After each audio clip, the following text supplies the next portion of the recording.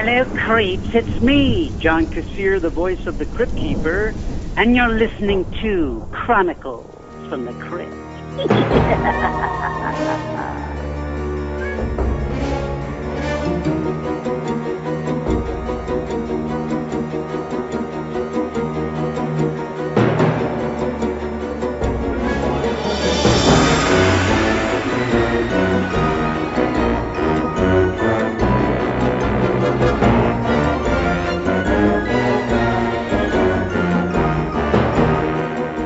Hello there, I'm Casualty Chris. And this is Father Malone. And we are the hosts of Chronicles from the Crypt, a twice-a-month look at the cult horror anthology series Tales from the Crypt that originally aired on HBO from 1989 to 1996. Yeah, now the series is based on the EC comics from the 1950s. And in each of these podcasts, we're going to be taking a look at 2 episodes of the shows. And along the way, we're going to have a few bonus podcasts covering movies and other Tales-related TV shows and some tangentially related material that bears a striking resemblance to Tales from the Crypt. So we are in the final 2 episodes of Season 1. Those episodes are Lover Come Hack to Me and Collection Completed. So we'll let the Crypt Keeper take it from here, and we'll talk about Lover Come Hack to Me once he's done introducing it. It's good to have you back, you horror-hungry humans. You know by now who's here to feed your fear. It's me, the Crypt Keeper, with another flesh-creeping scream story for your shivering pleasure. I'm calling this bite of bitter bile, Lover Come Hack to Me. So plump up that coffin pillow and settle back your bones. We're going to take a little ride to honeymoon hell! Alright, so we're going to talk about Lover Come Hack to Me. The episode aired June 21st, 1989, directed by Tom Holland, written by Michael McDowell, starring Amanda-Plummer and Stephen Shellen. Amanda-Plummer plays Peggy, a woman who wants to make sure that her honeymoon turns out perfect. We already talked about this a little bit, Mike, but I am curious, what did you think of this episode? I say this is the top of every episode because most of these episodes I have not seen since their initial airing. And this was one that did not impress me at the time.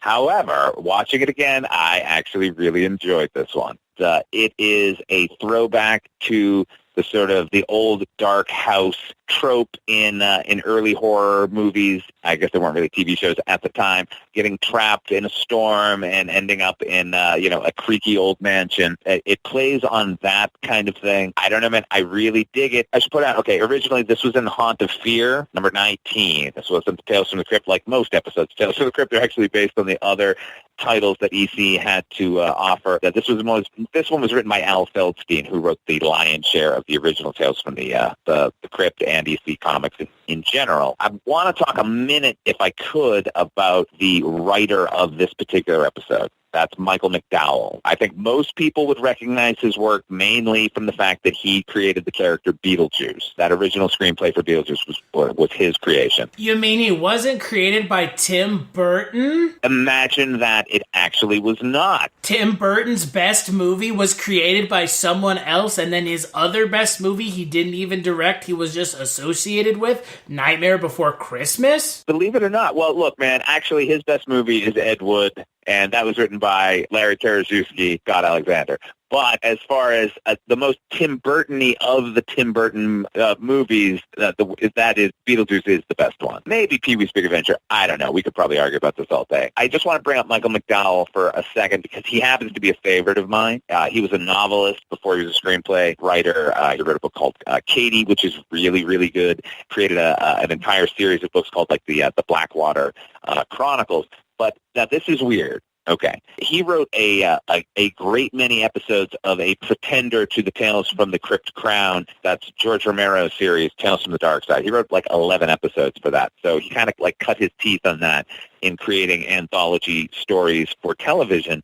If you remember, in the mid-'80s, there was a sudden burst of anthology shows. You probably don't remember because you weren't alive. There were. Spielberg had one called Amazing Stories. They also, NBC brought back Alfred Hitchcock Presents, which was the original Alfred Hitchcock Presents ran up against Twilight Zone back in the day. That was sort of, more suspense, sort of thrillerish. Well, Michael McDowell wrote an episode of Alfred Hitchcock Presents that was actually directed by Tim Burton, and it starred Stephen Shellen, who is the lead male in this.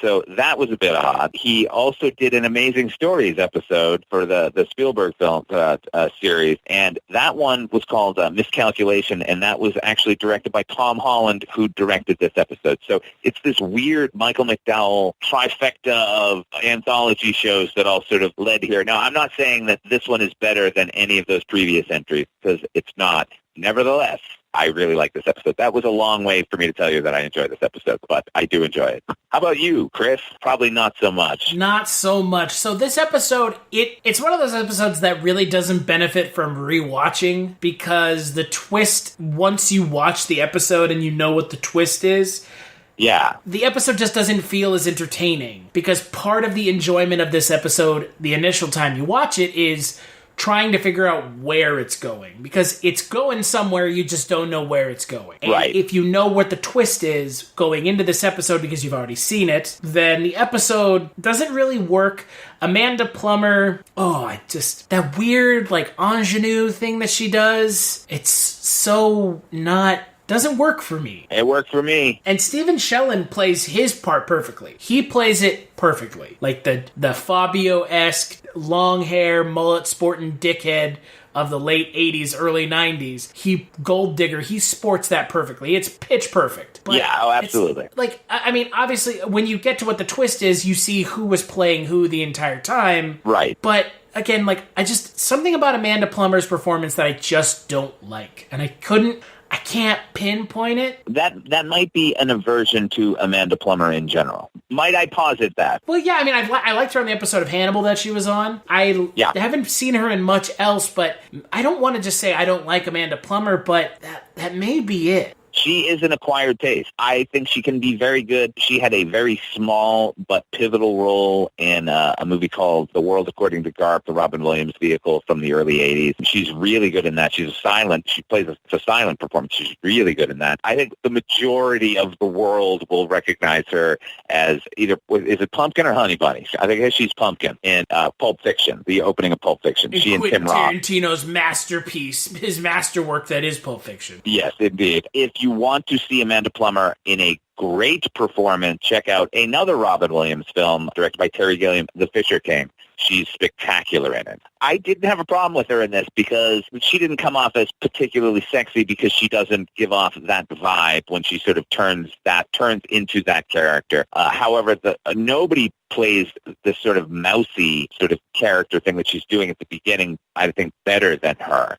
And she actually kind of plays a dual role in this, right? Because she plays her mother at one point, because there's what we don't understand to be a flashback. We just think it's a bizarre dream that the guy is having. And that character is a little bit more forthright, straightforward, and I think she does well there too. I don't know. I mean, just a differing of opinion. People like some actors and don't like others. I get that, but I thought she did a good job in it overall.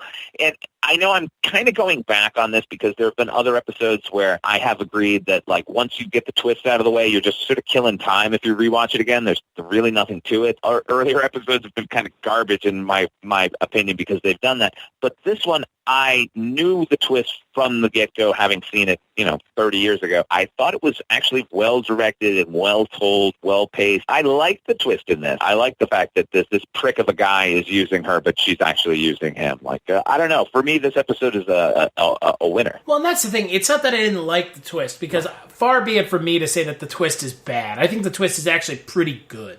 I think that the twist is well done. The problem is when you rewatch the episode, I've seen this episode 4 times now at least. I just don't know. I mean, I think really this does come down to me not liking Amanda-Plummer, but again, it's also... she's playing her role perfectly. She's playing a mousy, timid ingenue perfectly. That's perfect. Right. I just don't like it. I don't know. Okay, I get it. All right, so you don't like mousy people. What can I tell you? Yeah, fuck mousy people, am I right? No, that's not what it is.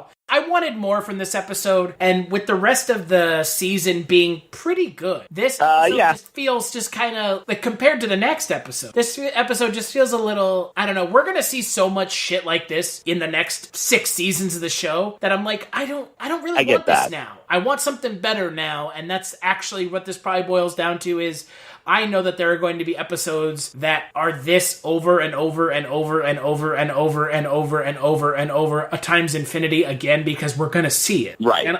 And I just wanted more from the first season of the show than it to be our first introduction to what I would consider to be the cop-out Tales from the Crypt episode. What I did not like about the episode, now, before I get there, Tom Holland, director of this episode, directed 2 of the horror genre's sort of like tent poles of the 1980s. He wrote and directed the original Fright Night, which I think is a great movie.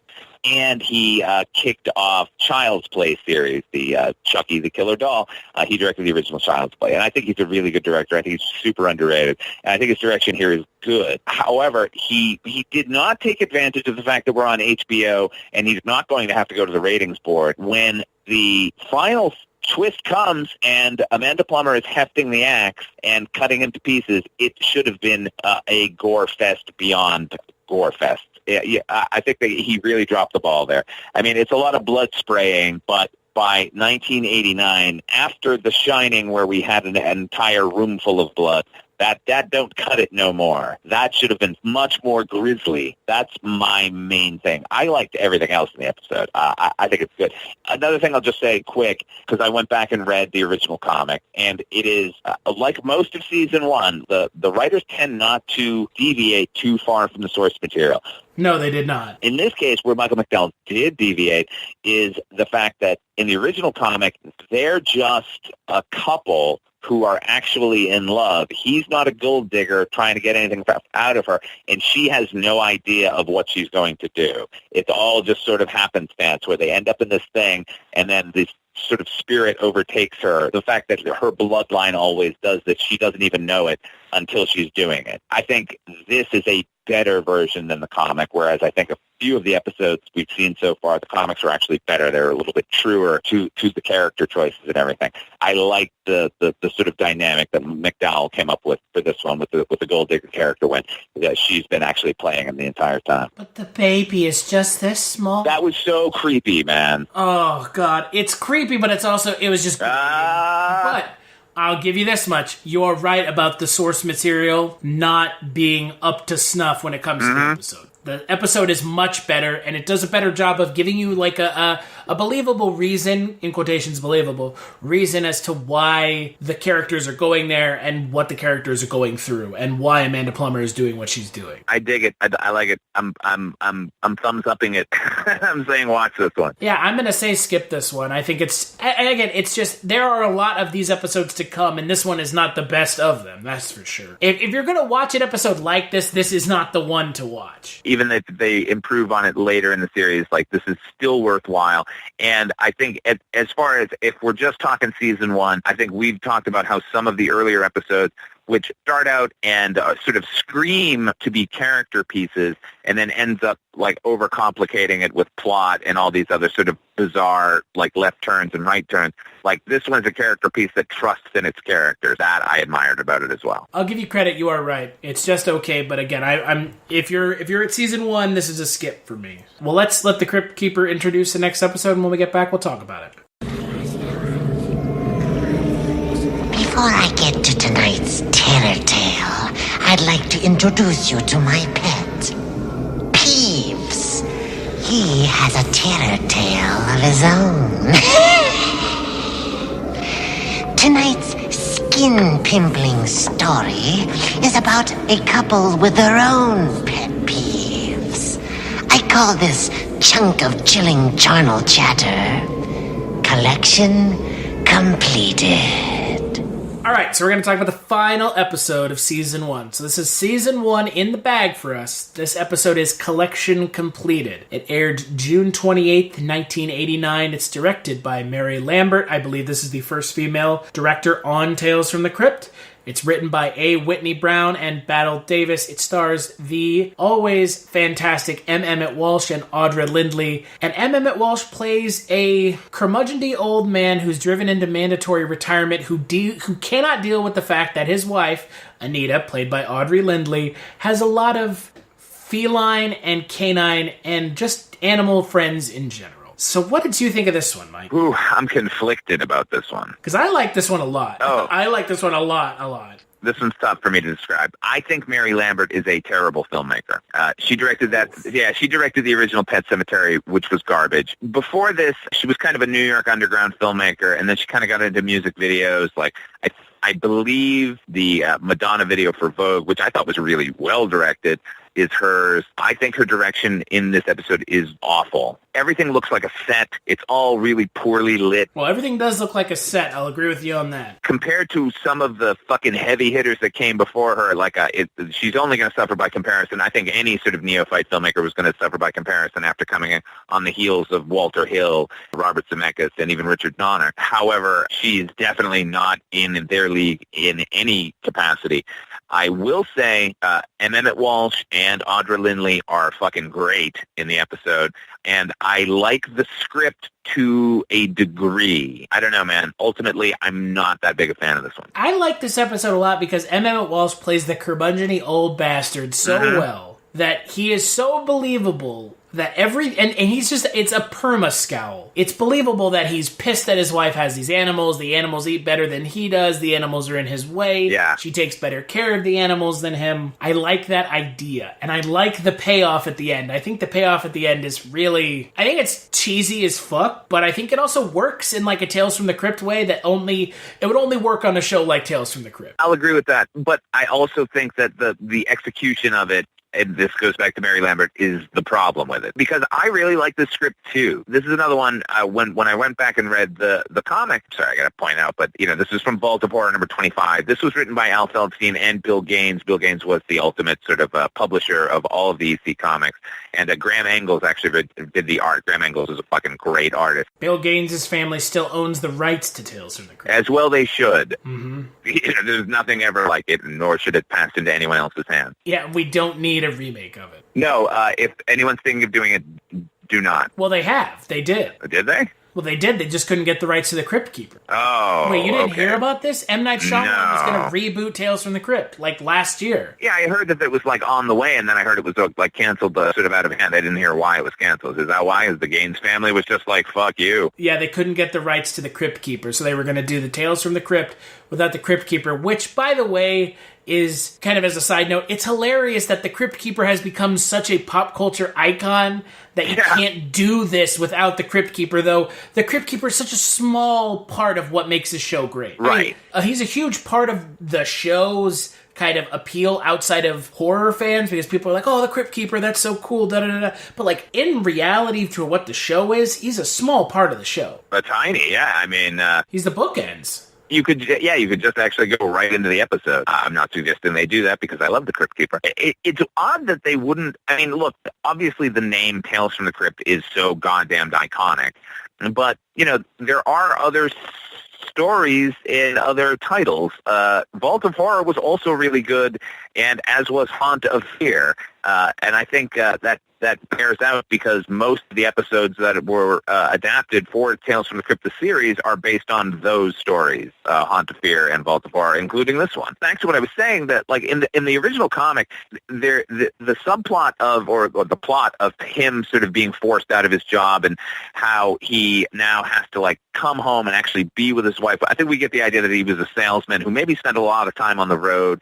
Like they never actually had to cohabitate with each other. Like there's none of that in the original comic. In the original, it's just she keeps taking in stray animals, and then that animal dies, and as soon as it does, she brings in another one. It's not like he's got a house full of animals, but he just hates animals. His sort of rebellion is that he takes up taxidermy, and he starts doing little things like mice and squirrels and other things, and he's working his way up to her cat. And once he does that, then she flips her lid, does what happens in this episode. I think script-wise, what they did in the episode we're talking about is much better. I love the idea of them sort of forced to be together for the first time.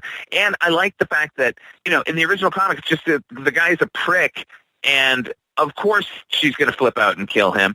Whereas in this, like, he's really harried. Like all the stuff that he's complaining about is totally legitimate for him to be complaining about. Oh, yeah. She gives the dog steak. Yeah, I mean, that's a great bit where she's, like, cooking a steak, and it's his first time having breakfast with her and fucking forever. She's making a steak, and he's like, oh, my God, this will be okay. Like, maybe retirement's going to be okay. And then she puts it on a plate and gives it to a dog and then gives him a box of, like, oat bran or something to eat for breakfast. We talk about other episodes where obviously the best still being Man Who Is Deaf. You got to feel for your lead character in some way, and I think we totally are. I mean, this guy goes extreme pretty quick, but wouldn't we all, where she loves these animals far more than he. That's why I like Emmett-walsh in this episode so much, because, like you said with Man Who Is Deaf, the episode succeeds in making you care about his character, but he goes a step too far, and there's blowback to him from her. And I think that's good, and like you were saying about the source comic, the best thing about the show is that they were able to take the source comic and tweak it or add just enough to make it different from the source comic, but in a way that was still recognizable. And I don't think many people that were watching the show were like, oh, I remember this specific comic. Because people would have been like in their 40s and 50s. Yeah. When this came out. Late 30s, early 40s. And it's like, I don't think those people were, I mean, they may have been, but no one really was like, oh, I can't wait to see them make Collection completed into an episode. So it's nice that they're able to take it and tweak it in a way where you can go back and do like we're doing and look at the source material and be like, look at where it came from.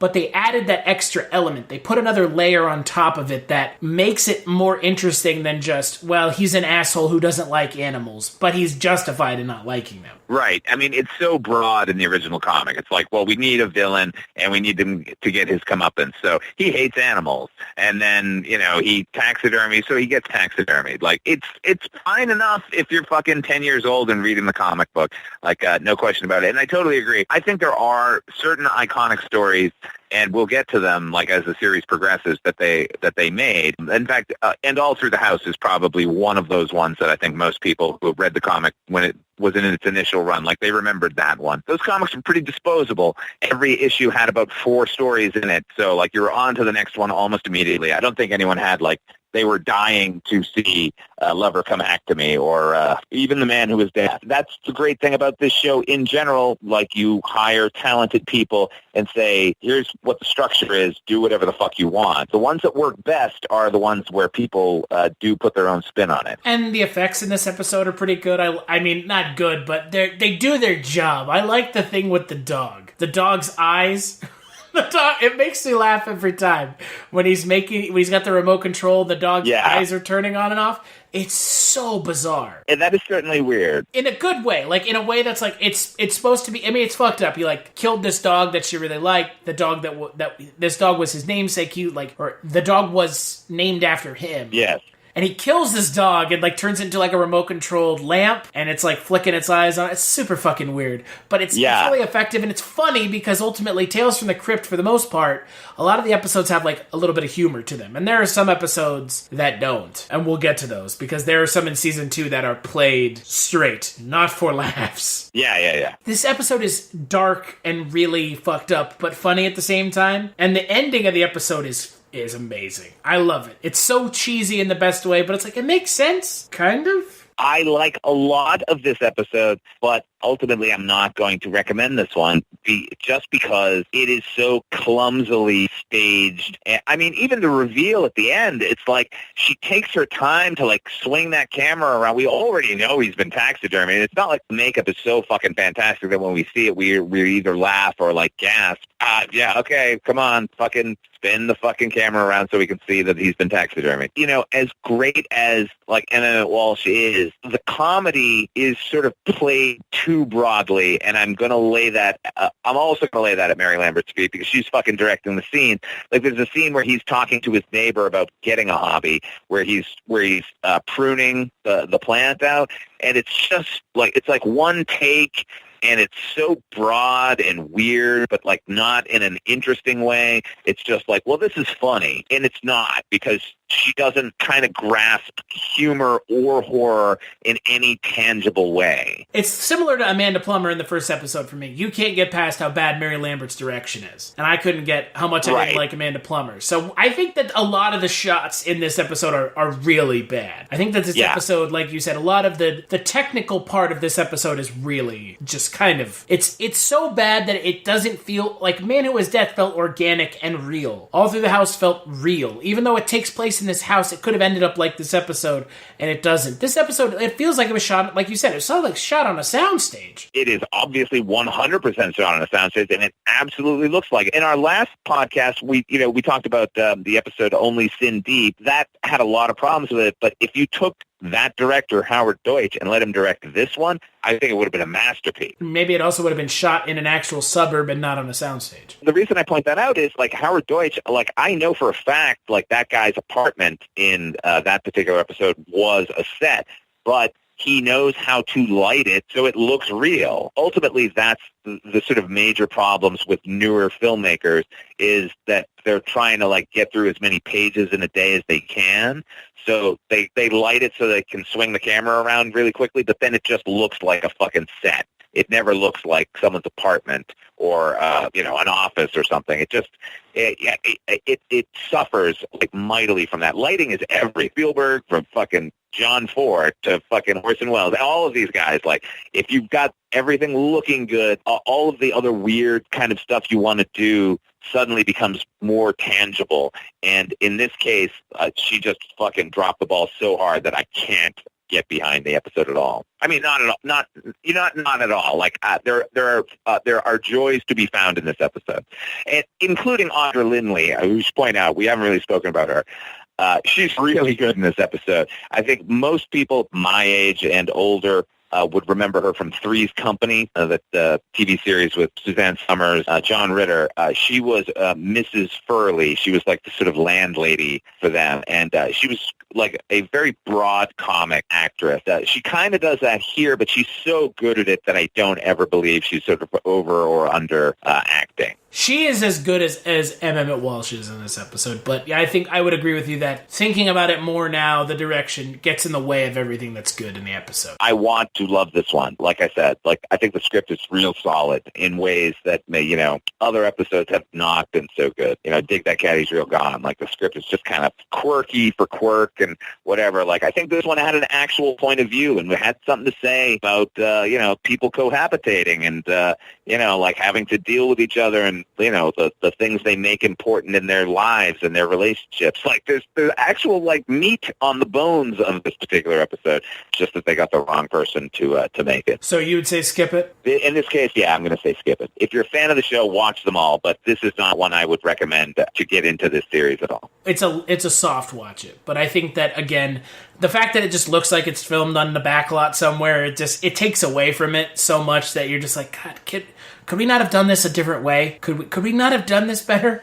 That's season 1 in the can. I would ask you what your favorite episode from season 1 has been, but I think we both have the same answer. Oh, it's definitely Dig That Cat, He's Real Gone. I was going to say, it's only Sin Deep, obviously. I mean, what could be better? You know what we haven't talked about, Chris, which I kind of think we should at this point mention? The score for the television series Tales from the Crypt by Danny Elfman. Good old Danny Elfman. Is one of his best scores of all time. It is so Elfman in every way, and yet is like 1,000% perfect for the show. It sets up the tone in such a great way. It's like it gets you excited that the show has begun, which is what a theme ought to be doing, while at the same time being sort of playful enough to let you know that that's how the tone can be taken in each of these episodes, and a bit creepy. I think it encapsulates everything that Tales from the Crypt could and should be. Like, it's, for me, one of my favorite scores of his of all time. I think he, like most composers, they end up sort of repeating themselves later on in their career. This wasn't one of them.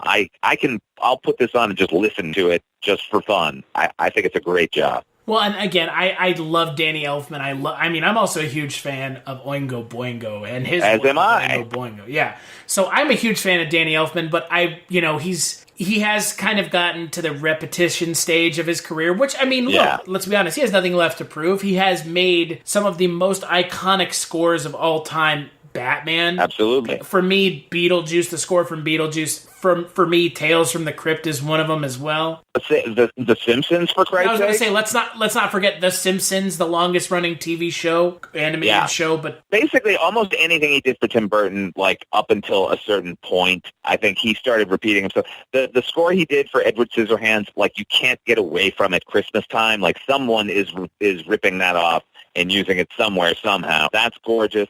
I think even his more esoteric scores, the sort of not horn-driven, percussive ones he's done have been really interesting. He did the score for Dead Presidents, the Hughes Brothers movie. If you listen to that sometime, it is creepy and odd. If you had played it for me and said, who is this, I never would have said Danny Elfman. That, to me, is the mark of a true composer, where he can work in many different styles. I mean, he's got a style, and it works for him. And I do think, as of late, I mean, I don't know what he's done sort of most recently. Even with the Tim Burton later ones, it just kind of sounds like the same again. All the early stuff was so right on, man. And, not even a Tim Burton movie, but if you listen to the score for, this is going to sound weird, but there's a movie called Summer School, starring Mark Harmon. It's a comedy directed by Carl Reiner, which is just sort of a playful, like, accordion kind of thing that he did. That's great. Midnight Run, he did. Martin Brest film, that's that Robert De Niro on stilts with Charles Grodin.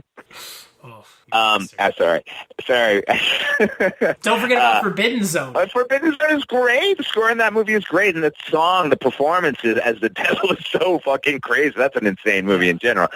Having the Mystic Knights of the Oingo Boingo suddenly pop up in the middle in hell is pretty fucking great. And yeah, I mean, like you just said, Oingo Boingo is an achievement as a musical act. Dead Man's Party alone, that one album, I must have listened to that until I wore out my cassette tape. I think it's brilliant, sort of beginning to end. You can overpraise people at times, but sometimes it's well-deserved. We're not saying anything anybody doesn't know about Danny Elfman. He's great, and this score for this show is fucking fantastic. Don't forget about Army of Darkness as well. Army of Darkness is great, too. Like, even the Spider-Man, the first couple of Spider-Mans are good. He's got a knack, man. And Mission Impossible. Yeah, and Mission Impossible. He's something special. I think, what sort of John Williams was doing, the sort of the 70s and the early 80s, like, up until a point, like, I think Elfman, grabbed that torch and just fucking ran with it, and I think we're all the better for it.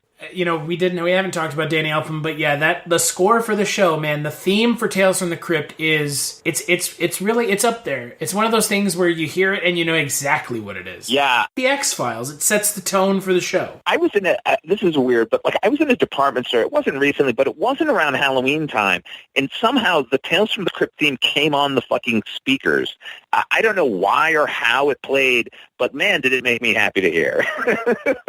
I'm a fan of any time I hear anything Danny Elfman. I mean, again, the one of the things I always remember for Danny Elfman and Oingo Boingo, and this is completely off topic, is the bridge chase scene from Texas Chainsaw Massacre 2. Oh, yeah. With No One Lives Forever is playing. No One Lives Forever, yeah. And that's where I was like, that was my indoctrination into Oingo Boingo was that. And I was like, what band is this? Yeah, that was for me too, that movie. And Oingo Boingo is definitely up there for me. My favorite band in the world is the Cramps. They're featured in that movie as well. But they had been featured in Return of the Living Dead just like a year or two before. Once I heard them in that, sort of in conjunction with Oingo Boingo. Oingo Boingo has No One Lives Forever in that, and the Cramps have Goo Goo Muck in that. That's a killer fucking soundtrack, man. Yeah, well, that's also a killer movie. It's also the worst movie that Dennis Hopper ever did, in his opinion, so... Well, obviously Dennis Hopper had lost his goddamn mind, because that's a great fucking movie beginning to end. It is a great movie. To close out season 1, since we did get speaking of esoteric, we got a little esoteric with our conversation about Tales from the Crypt. Yeah. Outside of The Man Who Was Death, because obviously that episode is my favorite episode, I think, of the entire show. Your favorite episode of the entire run of the show. It's the first episode of the fucking show. Yeah. Outside of The Man Who Was Death, what was your favorite episode of this season? I'm having a hard time now because I like Lover Come Hack to Me. I also like, I know you didn't enjoy it as much as I did, but I like And All Through the House. God, that's hard. I'm going to, you know what, of the two, because Mary Ellen Trainor's performance is so shrill and she's such a stupid character, I think Lover Come Hack to Me would probably be it. Oof, boy, yeah. I would go with Dig That Cat, He's Real Gone. No, okay. Because I like Joey Pantoliano. Yeah, and that's a fun one. I mean, there aren't many straight sort of comedic episodes on the series. They sometimes do, and they sometimes fail miserably. Of the sort of more comedic episodes, I agree. That one's a good one. For sure. That episode is one of those episodes that just kind of works. There's a lot of problems with it, but I mean, it's better than Only Sin Deep, and let's be honest, that's not hard. So, well, that'll do it for us for Season 1 of Tales from the Crypt. If this is your first episode listening to us, go back and check out the last 2 episodes where we talked about Episode 1 and 2 and Episode 2 and 3. Next episode, we are not going to be talking about Season 2 of Tales from the Crypt. Going forward, between seasons, we're going to take a break and do a bonus episode in between each. The first bonus episode coming your way will be an episode on Tales from the Crypt 1972, the feature-length film. I know that you are excited about it, Mike. I have never seen it. Yeah, I'm very excited. It's at the time that movie came out, the only company, like worldwide it seemed, interested in anthology films was an English company called Amicus Productions. They made a slew of anthology films in the 1970s. All of them are charming in one way or another. Their version of Tales from the Crypt, to me, in a 2-hour movie where they packed 5 stories in, a formative one for me. I saw it very young, and I continue to watch it at least once a year. I love that movie. I'm very excited that we're going to get to talk about it. So yeah, folks, do not skip out on the next episode. I have never seen it. I am looking forward to talking about it. It sounds awesome. It's got Peter Cushing in it. It's got Joan Collins in it. It has And All Through the House in it, in a different version than you've seen. A superior version. As long as it doesn't have Mary Ellen Trainor, I would assume that anything is superior. Yeah, there you go. It is good in all the ways that the Zemeckis one was bad. So where can people follow you, Mike, until then? You can find me on Twitter. I'm at Father Malone73, or you can hit up my YouTube channel, Ot5 Films, for my show you've never seen, with reviews of movies that you probably haven't seen. And if you have seen them, do not comment and tell me that you have seen them. I get it. A lot of these movies have been seen by people. I get it already, okay? And if you have seen one of those films, reach out to Mike and you two can become best friends because... Oh, well, in that case, yeah. Well, you weren't a prick about it. You were like, hey, I love this movie too. That's true. But I wouldn't be a prick anyways. That's just not, well, not to you at least. No, well, you know what, man? I'm a prick as well. We all are. But, don't just fucking write to me and tell me, hey, I saw this movie. I saw it 5 times. Like, congratulations. Go make your own fucking video. You can follow me on Twitter at Culture Stash. You can follow Chronicles from the Crypt on Twitter at ChroniclesFTC. Head on over to chroniclesfromthecrypt.com to check out the feed for the podcast. We are on all podcatchers, both iOS and Android. And if you like what we're doing, give us a favorable review on iTunes. Tell your friends. Tell Tales from the Crypt fans. Because, you know what? There needs to be more people watching this show because this is the best anthology show out there. I would stake my reputation on it horror-wise, maybe not sci-fi-wise. I mean, as far as a straight horror anthology show, yeah, this is probably the best one. I mean, look, I got a special place in my heart for a couple of the other ones, but I recognize their limitations and their failings. But this one, for straight horror and for what it achieved and what it continues to achieve, it's kind of hard to top. And make sure to check out the next episode of Chronicles from the Crypt.